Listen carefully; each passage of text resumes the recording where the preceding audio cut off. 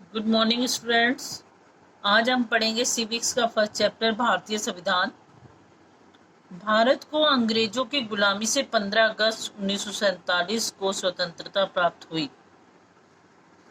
इस स्वतंत्रता के साथ हमें अपनी इच्छा अनुसार देश को चलाने का अधिकार प्राप्त हो गया था। अंग्रेजों ने भारत पर भी अपने नियम कानून लादने का प्रयास किया था, परंतु तत्कालीन राजनीति से जुड़े वरिष्ठ नेताओं ने इसे मानने से इनकार कर दिया। अब वो कह रहे हैं 15 अगस्त 1947 से पहले हम लोग गुलाम थे किसके? अंग्रेजों के।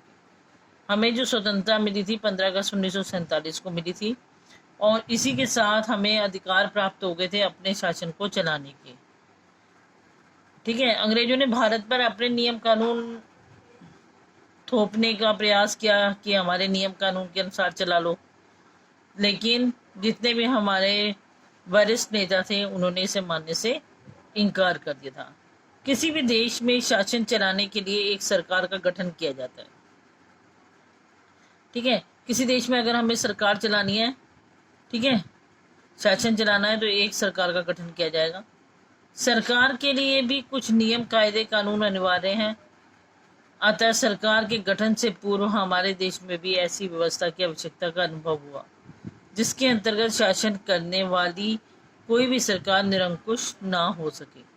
अब उन्होंने कहा कि किसी देश का शासन चलाना है तो उसके लिए सरकार बनानी पड़ेगी, सरकार का गठन करना पड़ेगा, लेकिन सरकार के लिए भी कुछ नियम कानून बनाने जरूरी है, क्योंकि ये भी तो होना चाहिए कि सरकार अपना कार्य सही ढंग से कर रही है या नहीं कर रही है। ठीक है, वो ये ना हो कि सरकार पे कोई भी कानून ना हो, कोई निगरानी करने वाला ना हो, कोई कायदे कानून ना बनाए जाए उनके लिए, तो वो निरंकुश होकर कार्य करें, अपनी मनमानी करें। निरंकुश होता है जिन पे कोई भी अंकुश ना हो, अपनी मनमानी करें। भारत के विभिन्न क्षेत्रों में रहने वाले स्त्री पुरुषों ने भी स्वतंत्रता की लड़ाई लड़ी थी, अतः स्वतंत्रता एवं स्वतंत्र स्वच्छ शासन पर भी अधिकार था। शासन पर सभी का अधिकार था। डॉक्टर राजेंद्र प्रसाद, जो भारत के प्रथम राष्ट्रपति बने, की अध्यक्षता में एक समिति का गठन किया गया। अब उन्होंने कहा कि भारत में के भी विभिन्न क्षेत्रों में जितने भी स्त्री पुरुष थे, सभी ने स्वतंत्रता की लड़ाई लड़ी थी, और स्वतंत्रता एवं स्वतंत्र शासन पर सभी का अधिकार था, क्योंकि सभी ने लड़ाई लड़ी थी, तो सभी वो कहते हैं कि सभी का अधिकार था, चाहे कोई स्त्री हो चाहे पुरुष हो। तो वो कह रहे हैं कि जो डॉक्टर राजेंद्र प्रसाद थे वो भारत के प्रथम राष्ट्रपति बने थे, और उन्हीं की अध्यक्षता में, उन्हीं के सामने एक समिति का गठन किया गया था। अब आते हैं भारतीय संविधान। समिति ने संविधान लेखन का भार डॉक्टर भीमराव अंबेडकर को सौंपा। डॉक्टर भीमराव की अथक मेहनत और प्रयासों से 26 नवंबर 1949 को भारत का संविधान लिखकर तैयार हो गया। इस संविधान की प्रस्तावना इस प्रकार की गई। अब वो कह रहे हैं कि जो राजेंद्र प्रसाद थे उनके साथ, उनकी अध्यक्षता में एक समिति गठन कर दी गई, और समिति ने ये फैसला लिया कि संविधान लेखन का जो भी कार्य करना है वो डॉक्टर भीमराव अंबेडकर करेंगे। ठीक है, भीमराव अंबेडकर की कह रहे हैं कड़ी मेहनत के पश्चात 26 नवंबर 1949 को भारत का संविधान लिखकर तैयार हो गया। हम 26 जनवरी मनाते हैं, वो इसीलिए मनाते हैं कि उस दिन हमारे देश का संविधान लागू हुआ था। और 15 अगस्त जो मनाते हैं वो किस लिए मनाते हैं? उस दिन हमें स्वतंत्रता मिली थी, हम आजाद हुए थे। संविधान की प्रस्तावना। हम भारत के नागरिक भारत को पूर्ण प्रभुत्व संपन्न समाजवादी पथ निरपेक्ष एवं लोकतांत्रिक गणराज्य की स्थापना एवं उसके समस्त नागरिकों को सामाजिक, आर्थिक और राजनीतिक न्याय, विचारों की अभिव्यक्ति, विश्वास, धर्म, उपासना की स्वतंत्रता, प्रतिष्ठा और अवसर की समानता प्राप्त कराने हेतु तथा सबसे राष्ट्रीय एकता और अखंडता को सुनिश्चित करने वाला बंधुत्व और भाईचारे को बढ़ाने के लिए दृढ़ संकल्प लेकर अपनी इस संविधान सभा में आज दिनांक 26 नवंबर 1949 ईस्वी को एतद द्वारा इस संविधान को अंगीकृत और अधिनियमित और आत्म अर्पित करते हैं। अब देखिए प्रस्तावना क्या है।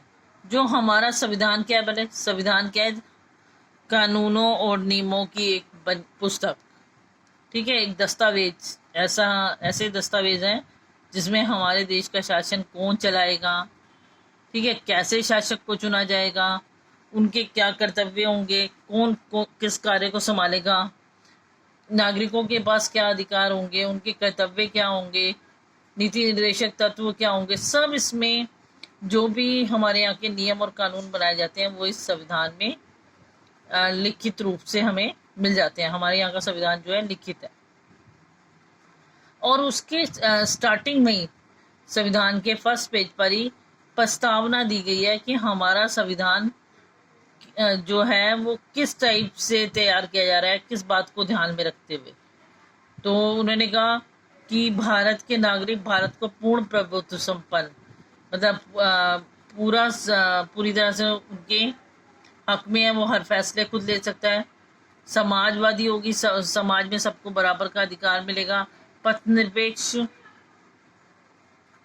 ठीक है, किसी भी धर्म को या किसी भी जाति को मान्यता नहीं दी जाएगी, सब समान होंगे, लोकतांत्रिक, लोगों द्वारा चुने गए व्यक्तियों द्वारा ही शासक को चुना जाएगा, लोगों की और लोगों द्वारा बनाई गई सरकार होगी यहाँ पर, ठीक है, और सबके लिए समान न्याय होगा, ठीक है, सब धर्मों की, सब में सब धर्म जो है अपने अपने धर्मों का पालन कर पाएंगे। ये सब बातों को ध्यान में रखते हुए उन्होंने ये प्रस्तावना तैयार की। इस प्रस्तावना को संविधान के समक्ष रखा गया। इसका पूर्ण रूप से निरीक्षण करके इस प्रस्तावना का अनुमोदन कर दिया गया। इस प्रकार 26 जनवरी 1950 को भारतीय संविधान लागू किया गया। और उन्होंने कहा कि इस प्रस्तावना को मतलब संविधान के समक्ष रखा, इन बातों को ध्यान में रखते हुए संविधान को तैयार कर दिया गया, उसका जांच की गई कि सही है, सब कुछ निरीक्षण किया गया, और बाद में 26 जनवरी 1950 को भारतीय संविधान जो है लागू कर दिया गया। ये देखिए जरा,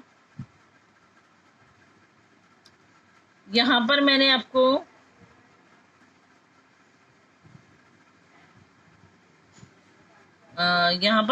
बताया 26 जनवरी 1949 को यहाँ संविधान बनकर तैयार हुआ था, ठीक है, यहाँ पर क्या था, बनकर तैयार हुआ था 49 में, और लागू कब हुआ था, 26 जनवरी 1950 को, ठीक है, यानी ठीक एक साल बाद। एक साल भी क्यों, 26 नवंबर है और यहाँ मैं 26 जनवरी की बात कर रही हूँ, ठीक है, तो वहाँ 26 नवंबर 1949 जब बनकर तैयार हुआ, और 26 जनवरी 1950 जब वो लागू किया गया।